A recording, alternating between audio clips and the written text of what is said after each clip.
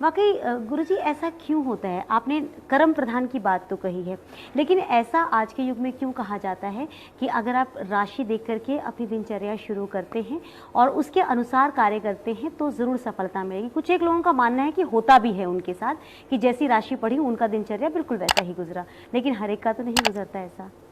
देखो जी, जो भी अच्छे कर्म करेगा उसका गुजरेगा, कैसे नहीं गुजरेगा? बिल्कुल गुजरेगा। जो अच्छे काम करेगा उसका तो अच्छा ही गुजरेगा। यानी हम अपने कर्मों के आधार पर मानकर चलें कि अगर हमारे कर्म अच्छे होंगे तो हमारे लिए रोज़ जो है अच्छाई जो है हमें हमेशा मिलती रहेंगी, बुरे कर्म करेंगे तो हमारे साथ हमेशा बुरा होगा। ये चीज़ हम मानकर आगे चलें। तो फिर इन राशियों का मतलब क्या बनता है? हम क्यों इन्हें पढ़ते हैं, क्यों इन्हें छपवाते हैं, या ज्योतिषाचार्य होते हैं वो क्यों नहीं लिख डालते हैं? देखिए देवी जी, ये तो चलता रहा। राशि एक अपनी जगह है, एक ठीक है, लेकिन कर्म इसके साथ, कर्म जो बताया भगवान श्री कृष्ण ने कि भी एक राशि के है, और कर्म अगर वो करेंगे, अच्छे कर्म करेंगे तो दोनों का अच्छा परिणाम होगा। ये राशि बिल्कुल सत्य है, इसको गलत कौन बताता है?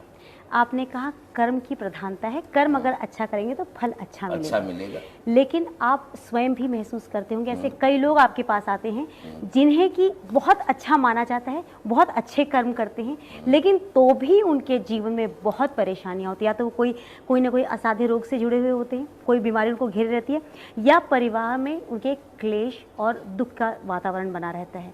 अब यहाँ तो कर्म अच्छा है, फिर इन्हें फल क्यों नहीं अच्छा मिल रहा? ऐसी बात नहीं है देवी जी, कहीं ना कहीं ये हमारे कर्म के दुख हैं। इस जन्म के या पूर्व जन्म के? इस जन्म के हैं देवी जी। हमने पहले भी बताया कि 84 लाख जूनी भोगने के बाद मनुष्य जीवन प्राप्त होता है। और 84 लाख जूनी जब हमने भोग ली तो किस लिए भोगी जाती है? वो बताते हैं कि भाई तमाम कष्ट हमारे नष्ट हो जाते हैं। अगर पिछले जन्म का थोड़ा बहुत कुछ रह जाता, 84 की जगह वो 90 भी कर सकते हैं, 100 भी कर सकते हैं। 84 लाख क्यों बनाई? कि भी बुरे काम करेंगे 84 लाख जूनियों में जाएंगे? तो बिल्कुल देवी जी, ये उस तरह फिल्टर होके इंसान आता है और भगवान कहता है कि भी मैं भी तेरे साथ हूं, लेकिन तेरे को रोकूंगा नहीं, टोकूंगा जरूर तेरे को। कभी भी आप सोच के देख लीजिए, कभी बुरे काम, शायद मेरे ख्याल में इस दुनिया में कोई ऐसा नहीं जिससे कोई गलती ना होती, लेकिन हम गलती करने से पहले एक में मन में पछतावा जरूर आएगा कि ये गलत काम है। तो कौन लाता हो? भगवान श्री कृष्ण लाते हैं। और फिर भी हम करते हैं। तो करते देवी जी ये अपने कर्म का, यानी जो भी हम पिछले जन्म का नहीं है। हम नहीं मानते देवी जी पिछले जन्म का। पिछला जन्म कुछ नहीं होता है, जो भी है वो हमारे इस जन्म। ये भगवान श्री कृष्ण ने गीता में भी अर्जुन को बताया कि भी पिछला जन्म किसको ज्ञात है, आगे कौन देखेगा? जब आगे कोई नहीं देखेगा तो हम फिर लो भाई, रोक ले थोड़ी यार।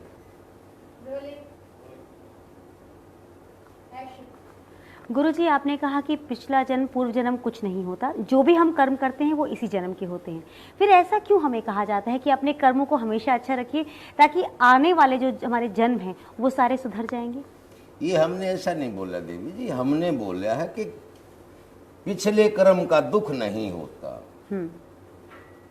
लेकिन इस जन्म के अच्छे कर्मों का भी कोई फल आगे नहीं है। इसी जन्म में हम सब कुछ भोग के जाएंगे ना। अगर अच्छे करेंगे तो हम अगले जन्म में किसी अच्छे घर में जन्म लेंगे।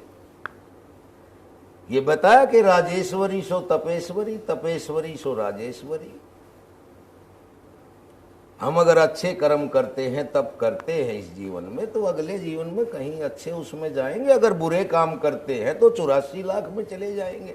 मैंने ये बताया कि भी 84 लाख भोगने के बाद, जो आपने बताया कि भी पिछले जन्म का, मैं वो नहीं मानता, क्योंकि 84 लाख जूनी भोगने के बाद पिछला क्या रह गया?